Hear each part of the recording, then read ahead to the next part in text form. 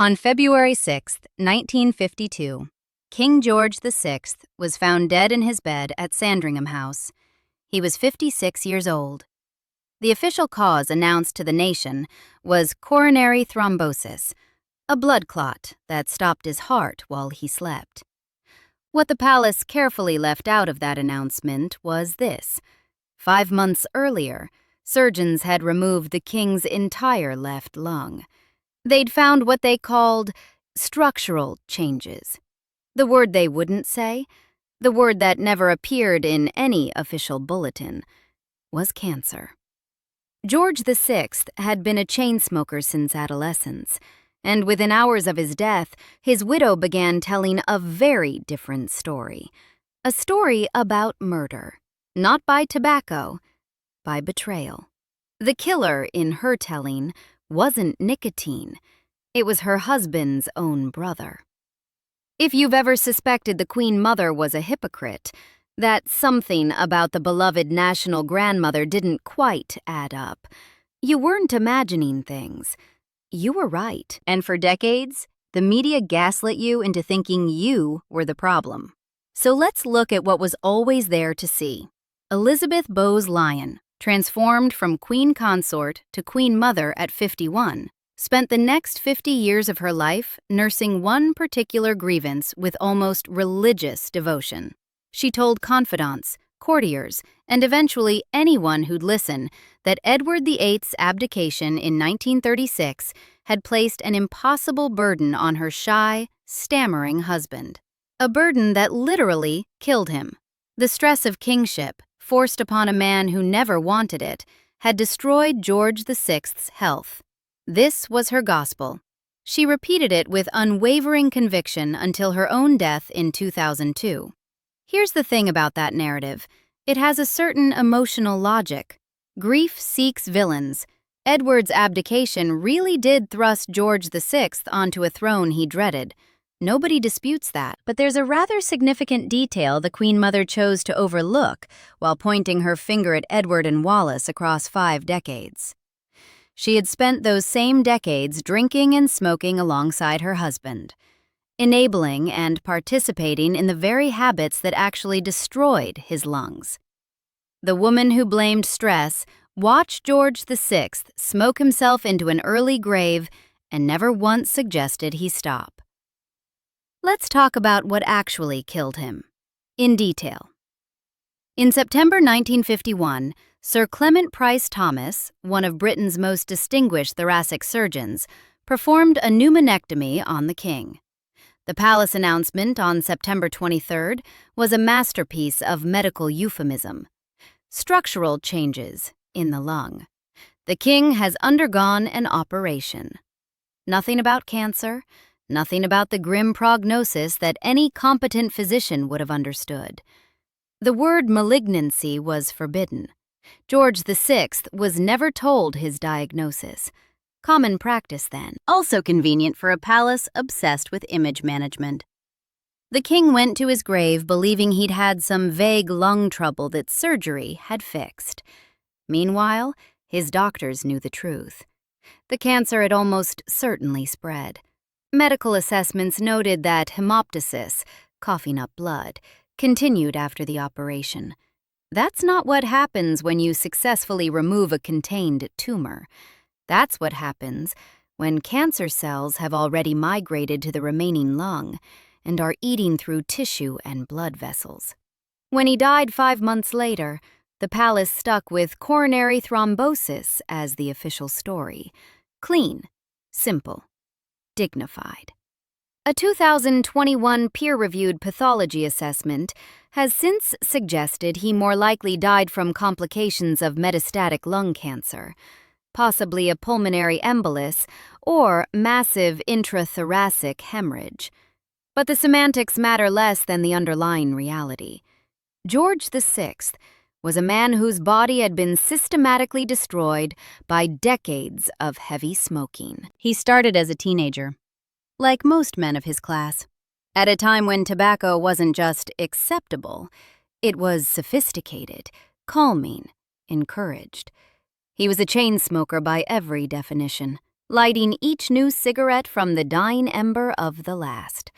Pack after pack through the stress of unexpected kingship, through the Second World War, through the disillusion of empire. The landmark studies proving the connection between smoking and lung cancer came in 1950 and 1951, cruelly late for a man whose lungs were already being consumed. But here's what the Queen Mother knew, what she chose never to acknowledge. She had been there, watching, participating. Photographs from the 1930s and 1940s show her holding cigarettes with the easy familiarity of a habitual smoker. She made no recorded effort to encourage her husband to quit, even as his health visibly deteriorated through the late 1940s. When she blamed Edward and Wallace for killing George VI, she was constructing a narrative that absolved herself entirely. Stress was lethal. Tobacco was irrelevant. A decision made in 1936 was more deadly than habits practiced every single day for 30 years. That's not grief talking. That's hypocrisy. 9 days after George VI died, the Duke of Windsor arrived at St. George's Chapel, Windsor, to bury his younger brother. Edward came alone. Wallis Simpson, his wife of 15 years, was not permitted to accompany him. The family's treatment of him made clear that 16 years had done nothing to soften their feelings. He stood in official photographs, fulfilling his role as a former king and the deceased's brother. But the emotional distance was visible to anyone watching. The Queen Mother's hostility was barely concealed. Here was the man who had, in her telling, murdered her husband, standing among the mourners as though he had a right to grieve. The contradiction apparently didn't trouble her. She blamed Edward for the stress that killed George VI, while ignoring the ashtrays that had sat on every table in every room they shared. Now let's talk about what people who actually worked in the palace had to say about her. The public image, carefully cultivated over 7 decades, was warm, maternal, endlessly waving. The nation's grandmother, beloved by all. According to people who served her, this bore only passing resemblance to reality. The phrase that keeps appearing in staff accounts is, "nasty piece of work."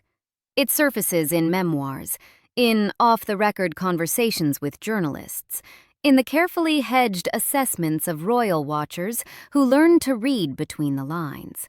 Tom Quinn, who wrote extensively about royal household staff, documented a pattern of behavior that contradicted every aspect of her public persona. Servants described a woman of sharp temper and sharper tongue, capable of cutting remarks delivered with a smile that somehow made them worse. Comments about appearance, about competence, about breeding. The cruelty was often petty, but pettiness was part of the point. These were demonstrations of power from someone whose position made her untouchable, directed at people whose employment depended on absorbing whatever she chose to dish out. The Guardian, in a 2009 assessment by Tanya Gold, called her the Queen of Unkindness.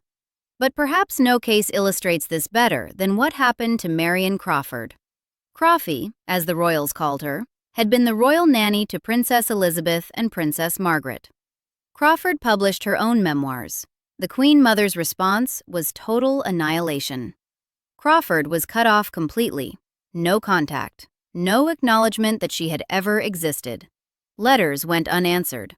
The palace door that had been open to her for nearly 2 decades slammed shut and stayed shut. The Queen Mother orchestrated a campaign to ensure that Crawford would never work in respectable circles again. And here's the part that exposes the real hypocrisy. A Guardian report from June 2000 detailed how the Queen Mother was secretly involved in a government plan to sell anecdotes about the royal family through approved channels, while simultaneously destroying Crawford's reputation for doing exactly what the palace itself was doing. The difference was control.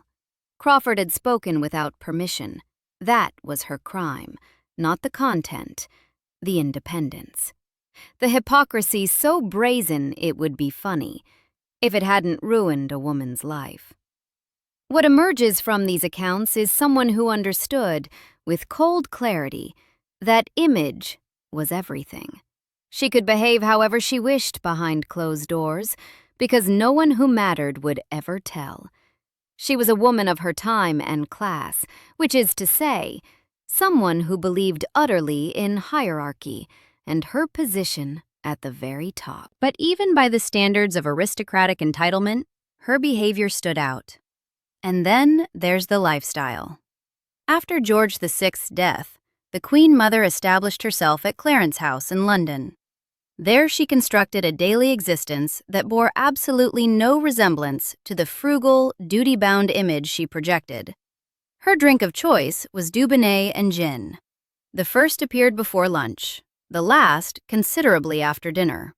She wasn't clinically an alcoholic. She functioned fine, never appeared impaired in public, maintained her social schedule into extreme old age. But she drank, as one observer put it, like a fish. Daily, openly, without apparent concern. Champagne with meals, wine flowing freely at elaborate dinner parties. Her daily lunches at Clarence House became legendary in certain circles, intimate gatherings of favorite companions, invariably featuring excellent food, liberal alcohol, and conversation running long into the afternoon. The guest list tilted heavily toward witty, well-connected gay men who served as her unofficial court, entertaining her with gossip and flattery in exchange for access to the royal orbit. These weren't secret affairs. Anyone who moved in those circles knew. But the media of the time, deferential to royalty in ways almost incomprehensible now, simply declined to report on them. The financial cost of all this accumulated over 5 decades. By her death in March 2002, the Queen Mother had run up an overdraft at Coutts Bank, reportedly exceeding £4 million. Where did it all go? Horses, primarily. She maintained an expensive stable of steeplechasers and bet heavily on races. The rest went to entertainment, to staff, to maintaining a household significantly larger than her position strictly required. Footmen, ladies-in-waiting, cooks, drivers, a small army of retainers whose primary function seemed to be ensuring she never experienced a moment's discomfort. The frugal wartime queen, who famously refused to leave London during the Blitz, who toured bombed neighborhoods to show solidarity with ordinary Britons, had become something quite different. And when she ran short of funds, the debts were quietly managed, absorbed into broader royal finances through backstairs arrangements never fully explained to anyone. Elizabeth II effectively subsidized her mother's lifestyle for decades, drawing on the civil list, which is to say, on taxpayer money, to cover shortfalls that would have bankrupted any ordinary person. The public never knew. The media never asked. Which brings us to the part that really exposes everything. Charles and Camilla. Their affair would become the central scandal of the modern monarchy. It directly contradicted everything the Queen Mother claimed to stand for, and she facilitated it. Charles and Camilla first met in 1971, when both were in their early 20s. Their romance was interrupted when Charles left for naval service, and Camilla married Andrew Parker Bowles in 1973. By the late 1970s, the affair had resumed. It continued through Charles's 1981 marriage to Diana Spencer, into the 1990s. Throughout this period, Birk Hall, the Queen Mother's estate on the Balmoral grounds in Scotland, became one of the primary locations where Charles and Camilla could meet, away from prying eyes. Picture it. The Scottish Highlands, the Queen Mother's estate on the Balmoral grounds, no paparazzi, no public access. Just the future king and his married mistress, enjoying weekends of privacy courtesy of his grandmother. The staff at Birk Hall knew. Of course they knew. They prepared the rooms, served the meals, pretended not to notice. That was part of the job. This wasn't speculation or gossip. The Guardian, in its 2002 obituary coverage, noted that Charles's visit to reconcile with Camilla after a separation was facilitated by the Queen Mother's willingness to provide discreet venues. She gave her grandson a safe haven for his extramarital relationship. Apparently seen nothing problematic about enabling precisely the kind of adultery she had condemned so viciously when Edward VIII was the one involved with a married woman. Think about that. Wallis Simpson's crime had been to be a divorced woman whom Edward loved enough to give up his throne. Camilla's situation was arguably worse. She was a married woman conducting an affair with the married heir to the throne. An affair that would destroy Charles's marriage and cause immense public scandal. Yet the Queen Mother's moral condemnation applied only to Wallis. For Camilla, there was tea at Clarence House, and the keys to Burke Hall. The difference? Diana was too unpredictable, too emotional, too willing to break the unwritten rules of royal discretion. She gave interviews. She cried in public. She made the family look bad by being visibly unhappy. Camilla came from the right sort of family, understood the game, played it masterfully. She would never embarrass anyone by showing actual feelings. The Queen Mother, for all her pronouncements about morality and duty, was ultimately more comfortable with sophisticated adultery conducted discreetly than with a young woman who committed the unforgivable sin of wanting her husband to love her. So here we are, back at Sandringham, February 1952. George VI, dead at 56, left lung removed, right lung likely consumed by the same cancer, heart giving out in his sleep, his widow, devastated by genuine grief, constructing a narrative where her husband was murdered by his brother's selfishness. And that same widow, over the following 50 years, drinking her Dubonnet and gin, hosting her long lunches, running up enormous debts, enabling her grandson's affair, destroying anyone who spoke out of turn, and never once acknowledging that she had spent decades watching her husband smoke himself to death. She wasn't just behaving badly. Many people behave badly. She was behaving badly while insisting, loudly, constantly, for half a century, on her own moral superiority, condemning others for sins she committed herself, holding everyone around her to standards she never met. The hypocrisy was the heart of it. Not hidden, not secret, just protected by a media that wouldn't say what was obvious. People who suspected this at the time weren't wrong, weren't cynics, weren't haters who simply couldn't appreciate a beloved national figure. They were perceptive. They saw what was there to see. The chain-smoking wife who blamed stress, the moral authority who enabled her grandson's affair, the frugal wartime symbol who died millions in debt, the woman who destroyed a loyal servant for writing a kind book, the beloved grandmother who was, according to people who worked in the palace, a nasty piece of work. Now you've seen the evidence that was always there. What do you think? Subscribe for more stories like this.